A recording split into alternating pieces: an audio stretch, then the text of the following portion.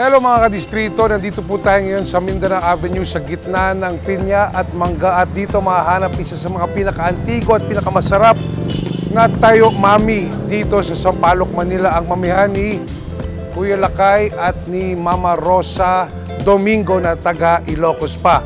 Kung bakit sikat, masubukan natin. Pero kung bakit siya tinatawag dito sa Sampaloc na tayo mami, dahil number 1, nakatayo ka habang kinakain at number 2, niyayaya ka, tara, mami tayo. Ito yung special, mukhang maraming sahog. Bombay ako kaya maraming chili sauce. Konting toyo. Subukan natin tong mami ni Lakay. At kung bakit talagang dinadayo ng mga taga Sampaloc.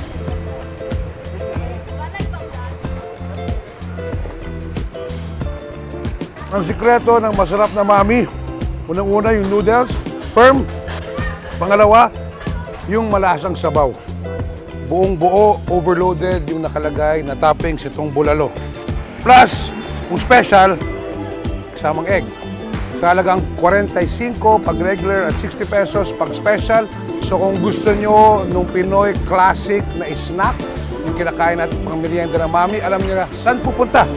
Dito sa mamihan ni Lakay between Piña and Mangga sa Mindanao Avenue. Sa wakas, mga kadistrito, nagkaroon tayo ng tiyempo nung ubus na para makausap ang dalawang henyo sa likod ng napakasarap na mami na ito, si Mama Rosa at si Manong Lakay. Manong Lakay, gano'ng katagal ka na ba nagluluto ng mami? 20 years na po.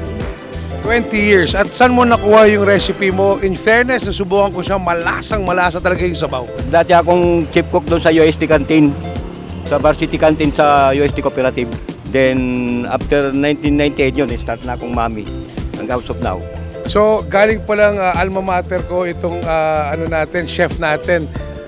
Ano yung nilalagay mo doon sa sabaw mo at talagang yung lasa nasisip-sip at nanunuot doon sa noodles? Yung yung sibot. Then, siyempre, maraming buto-buto. Maraming buto ng baka. At gaano katagal, mami, ang pakulo ni Manong Lakay? Overnight ba yan? Gaano katagal niya ginagawa yung sabaw? Morning po mga 7 or 1:30 and afternoon.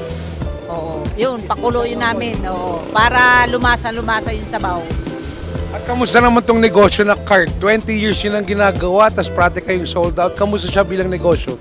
Okay lang po, nakatapos po ako ng 3 anak.